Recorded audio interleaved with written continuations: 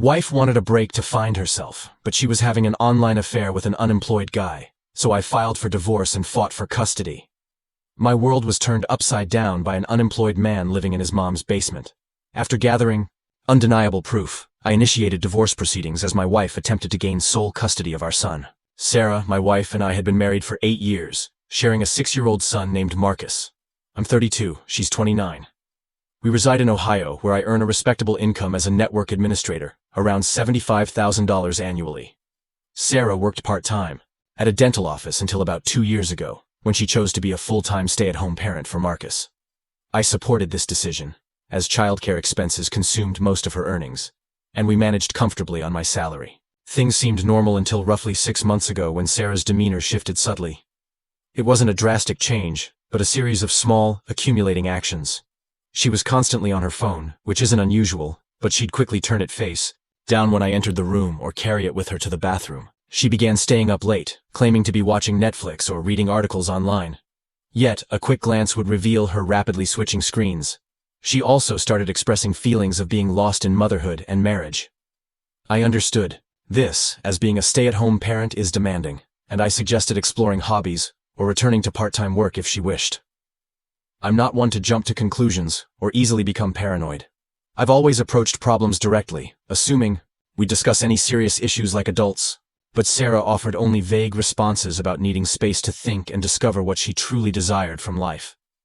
I proposed marriage counseling, and she deferred, saying, maybe later, insisting she needed time to process her feelings first. Then, about 4 months ago, Sarah informed me she needed a break from our marriage, not a divorce, but a chance to find herself and clarify her desires.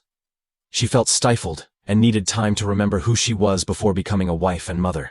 Her plan was to move back in with her parents for a few weeks, possibly a month, taking Marcus with her to gain some distance while still being a mother. Her parents live about 40 minutes away in a smaller town, so it wasn't a cross-state relocation. I wasn't enthusiastic about this idea, as marital breaks often suggest someone has already disengaged or there's another person involved. But Sarah maintained it was solely about her need for space, not me or our marriage. She claimed to still love me, but felt adrift and needed time away from our routine to clear her head. I voiced my concerns, suggesting we work through things together, but she was insistent that this break was essential for our marriage's long-term survival. I reluctantly agreed, primarily to avoid appearing like a controlling husband preventing his wife from having space during a clear struggle. Sarah packed her and Marcus's belongings and moved to her parents' house. We agreed she'd bring Marcus back for weekend visits, and we'd communicate every few days. This arrangement was intended to be temporary, perhaps 4 to 6 weeks at most. The first week was strange. The house felt empty, and I missed Marcus's usual bedtime routine and weekend activities. Sarah would text updates about Marcus and send pictures, which was nice, but our phone conversations remained awkward and superficial. She'd inquire about my work, and I'd ask about her parents and Marcus, but there was no genuine discussion about us, the break, or her self-discovery. By the second week, I noticed Sarah was posting more on social media, which was odd since she'd never been a big Facebook or Instagram user. She was sharing pictures of herself at coffee shops, on hiking trails, and at local events, always with captions about exploring and discovering new things. Some photos were clearly taken by someone else, as she was in them, but she never mentioned spending time with friends or who was behind the camera. When I inquired during a call, she said she was just trying to get out more and meet new people, perhaps make some friends after being isolated as a stay-at-home mom. Around the 3rd week, Marcus started asking when he was coming home, and if Mommy and Daddy were getting divorced like his friend's parents. I assured him Mommy just needed some time visiting Grandma and Grandpa, and we'd all be together again soon. However, I began to doubt the truth of that statement. Sarah repeatedly extended the break, first another week, then 2 more, then perhaps through the end of the month. Each time I pressed for a specific timeline or what exactly she was figuring out, she'd become defensive, claiming I was pressuring her and disrespecting her need for space. That's when I decided to investigate. Sarah's explanations were too vague, and her behavior too different from the woman I'd been married to for 8 years. Given my background in computers, I'm quite adept. I checked our phone records and discovered she was texting and calling one particular number far more than usual, sometimes for hours, often late at night. The number had an unfamiliar area code, not from our region or her parents. A reverse search revealed it belonged to someone named Kevin, residing in Portland, Oregon. I found his Facebook profile, which indicated he was 26, unemployed, and, according to his posts, living with his mother while pursuing a music career and building his streaming audience. His profile was filled with complaints about life's hardships, claims of being misunderstood artistically, and many angry posts about women and relationships, suggesting he wasn't exactly a desirable partner. Here's the crucial detail. Sarah had been liking and commenting on his posts for about 7 months, well before she requested the break. Their interactions began innocently. Comments on his music posts met with his thanks. But then, I could see it escalate to more personal exchanges in the public comments before they obviously moved to private messages and phone calls. A wave of nausea hit me as I realized my wife's need to find herself actually involved finding some aimless individual in Oregon who spent his days playing video games and complaining about life while his mom paid his bills. I didn't confront Sarah immediately. I needed to consider my next steps, especially concerning Marcus and the implications for our marriage and custody arrangements. I began taking screenshots of everything I could find: their public social media interactions, Sarah's posts about exploring new connections and opening her heart to new experiences, and Kevin's posts about finally finding someone who understood him, which perfectly aligned with when Sarah asked for her break. I also printed our phone records, detailing the hundreds of texts and hours of calls between them. While I was gathering evidence, Sarah called to inform me she wanted to extend the break indefinitely and was contemplating significant life changes. She'd been doing a lot of soul-searching and realized she might be happier in a different environment, perhaps somewhere with more opportunities and a different pace of life.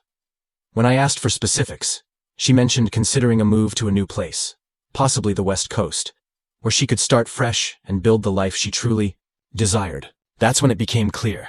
Sarah wasn't just having an emotional affair with Kevin. She was planning to move to Oregon to be with him and take Marcus with her.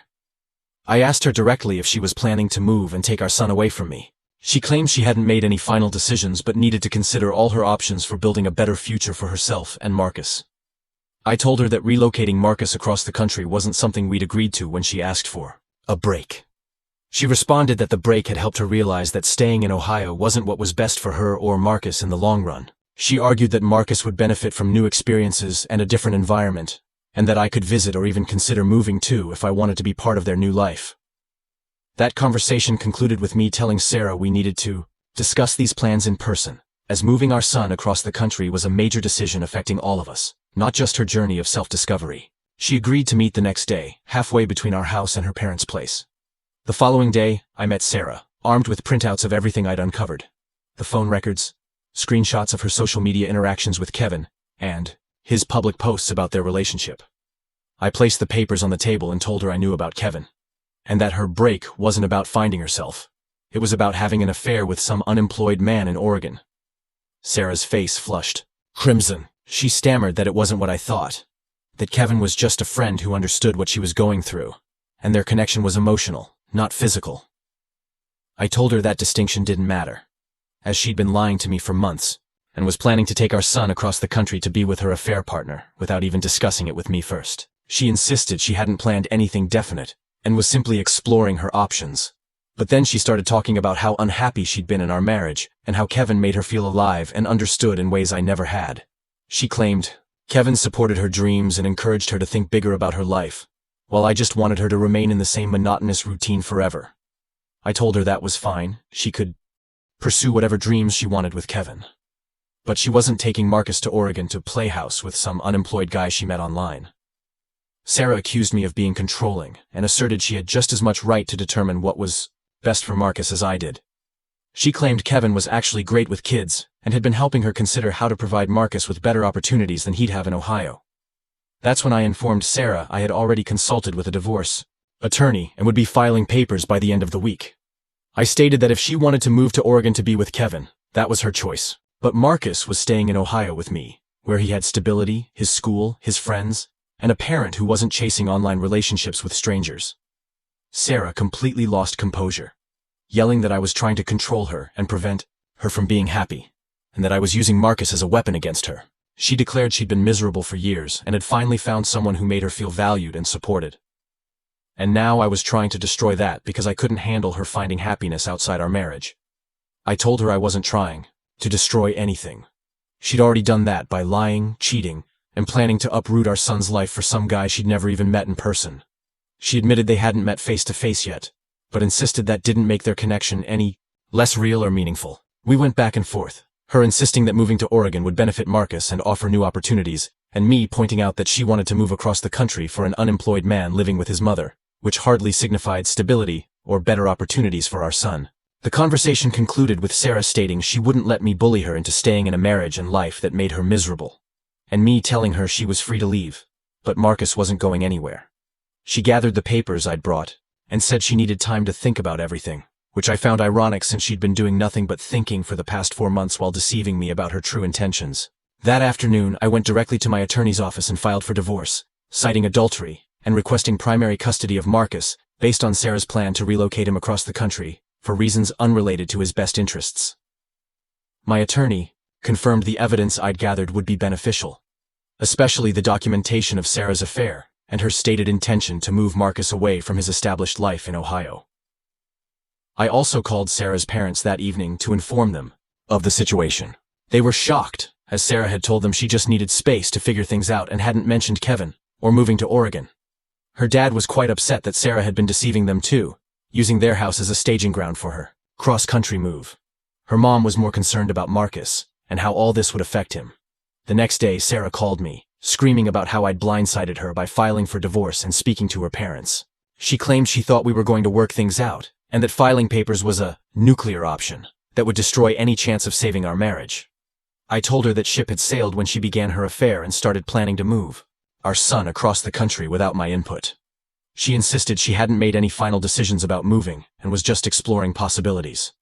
But I pointed out that she'd already been discussing Marcus with Kevin and how he'd fit into their life together in Oregon. She couldn't deny that, as I had screenshots of Kevin posting about looking forward to meeting the little man and talking about being ready to step up and be the father figure Marcus needed. Over the next few weeks, things progressed rapidly. Sarah hired her own attorney and attempted to argue for primary custody, citing her role as Marcus's primary caregiver for the past 2 years as a stay-at-home mom. However, her attorney couldn't overcome the fact that Sarah was planning to move Marcus away from his school, friends, and extended family to live with a man she'd met online who had no job or stable housing. The court ordered a temporary custody arrangement where Marcus would stay with me during the week and visit Sarah on weekends, but only within Ohio. Sarah was not permitted to take Marcus out of state without court permission, effectively halting her plans to move to Oregon, at least for the time being. Sarah was furious about the custody restrictions, repeatedly arguing that I was using the legal system to control her and prevent her from building a new life. She claimed Kevin was supportive and understanding of the situation and was even considering moving to Ohio to be closer to her, which I found comical given he couldn't afford his own apartment in Oregon, where the cost of living was significantly lower than most places in Ohio. Throughout this entire process, I had to explain to Marcus why Mommy and Daddy weren't living together anymore, and why he couldn't visit Grandma and Grandpa as much. I kept it simple and age-appropriate, telling him that sometimes grown-ups have disagreements about important things and need to live separately while they figure things out. Marcus handled it quite well, probably better than Sarah and I did, and seemed relieved to be back in his own room and regular routine. About 6 weeks after I filed for divorce, Sarah came to pick Marcus up for her weekend visit, and told me she'd been doing a lot of thinking about our marriage and whether we could work things out. She claimed her relationship with Kevin had helped her realize what was missing in our marriage, but perhaps we could rebuild our connection if we both put in the effort. I told her I wasn't interested in rebuilding anything with someone who'd lied to me for months and tried to move our son across the country for an affair partner. She insisted the situation with Kevin wasn't truly an affair since they'd never been physical, and that she'd ended their relationship when she realized it was complicating her ability to co-parent with me effectively. I asked if she'd ended it because she realized it was wrong, or because the custody restrictions made it impossible for her to move to Oregon.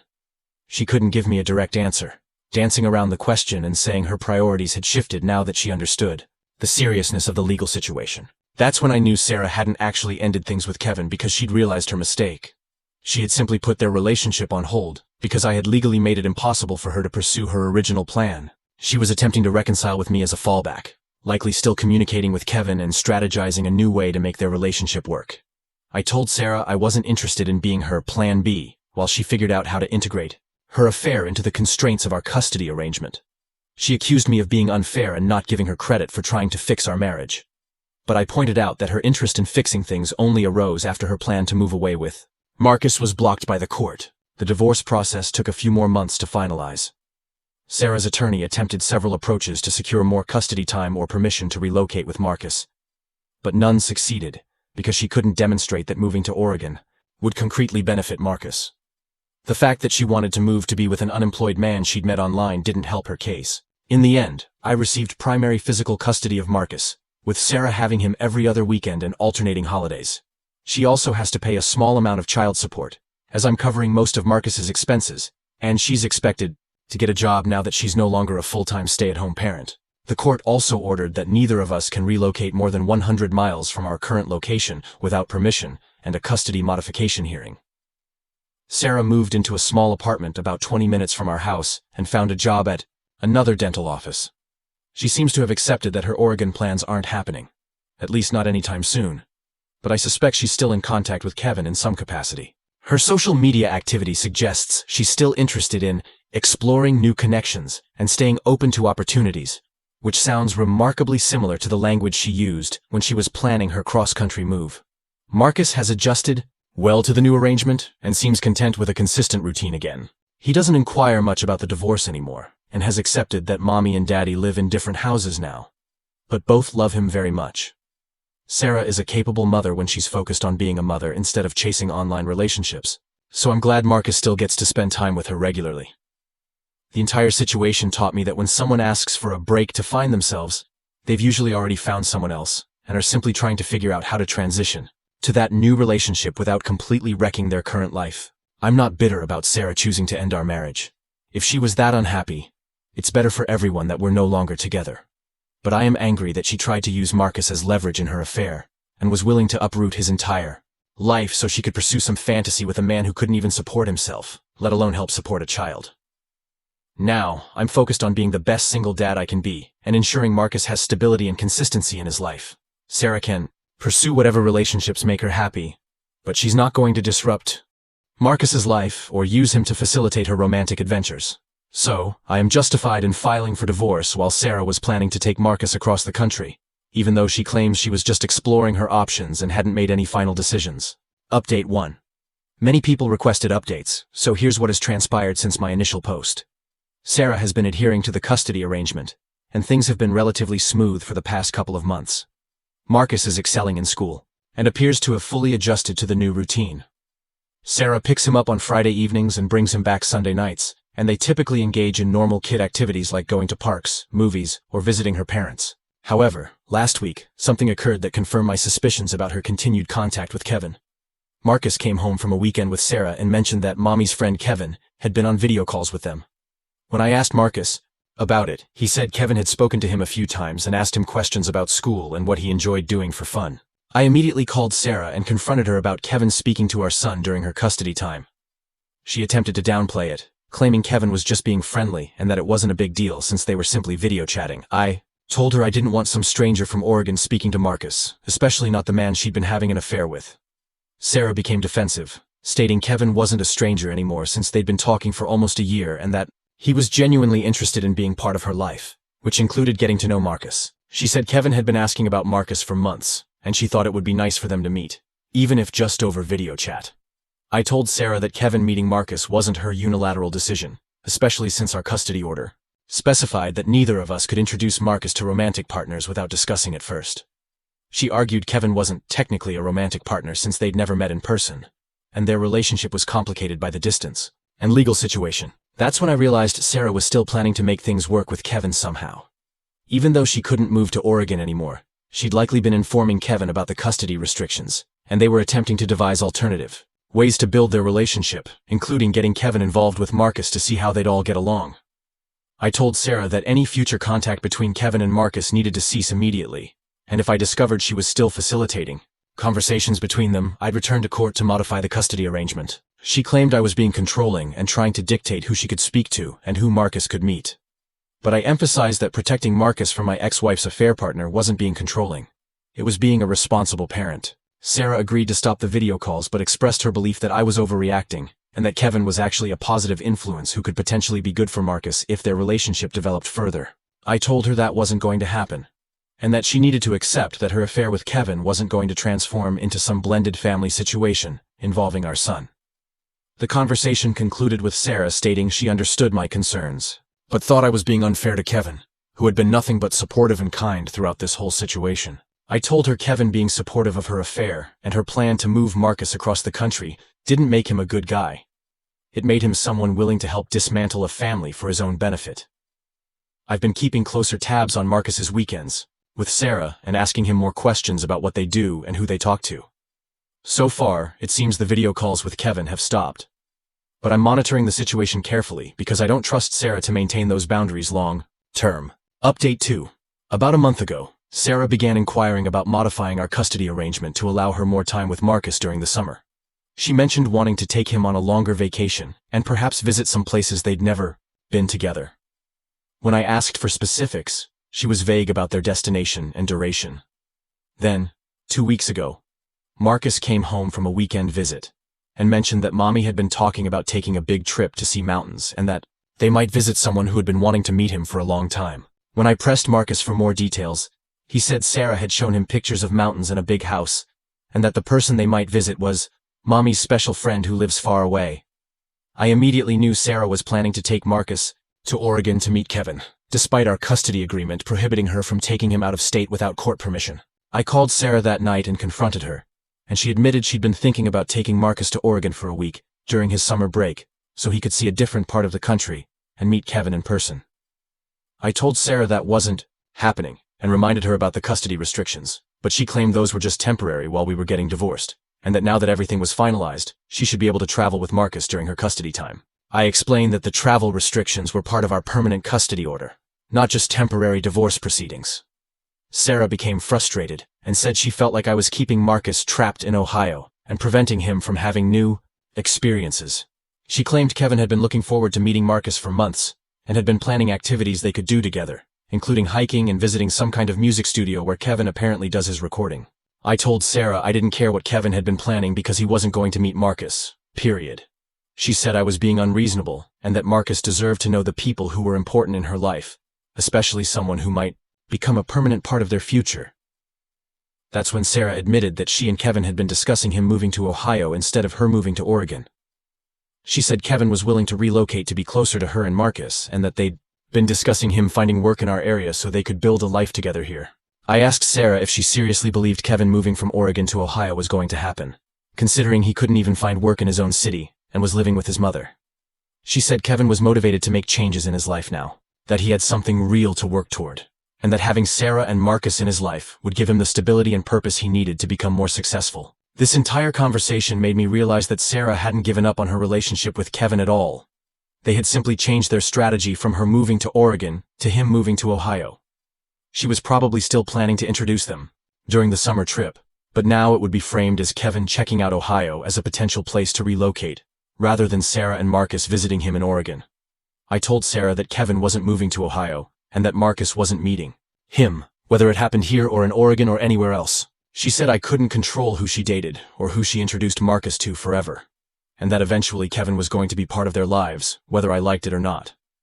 I ended the conversation by telling Sarah that if she took Marcus out of state without court permission, I'd have her arrested for custodial interference and would seek to have her custody rights terminated.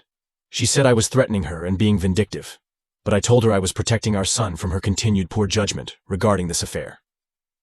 The next day, I called my attorney and informed him about Sarah's plans to take Marcus to Oregon and her ongoing relationship with Kevin. He said we could file for a custody modification to make the travel restrictions even more explicit and possibly reduce Sarah's custody time if she continued trying to violate the existing order. We filed a motion asking the court to clarify that Sarah couldn't take Marcus outside of Ohio under any circumstances without written court approval, and requesting that she be held in contempt if she continued planning unauthorized travel with him. We also asked for Sarah to be required to provide detailed itineraries for any overnight trips with Marcus, even within Ohio. Sarah's attorney filed a response, arguing that the original custody order was too restrictive, and that Sarah should be allowed to travel with Marcus during her custody time, as long as she provided reasonable notice. They claimed that preventing Sarah from taking Marcus on vacations was harmful to their relationship and Marcus's development. The hearing was last week, and Sarah had to testify about her relationship with Kevin and her plans to take Marcus to Oregon.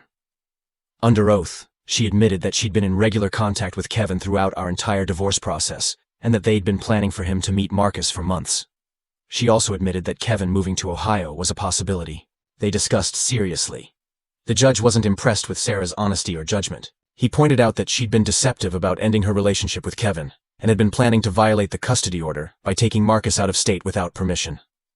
He also noted that introducing Marcus to her affair partner wasn't in Marcus's best interests and showed poor parental judgment. The judge modified our custody order to make it crystal clear that Sarah cannot take Marcus outside of Ohio without prior written court approval, and that any violations would result in immediate suspension of her custody rights.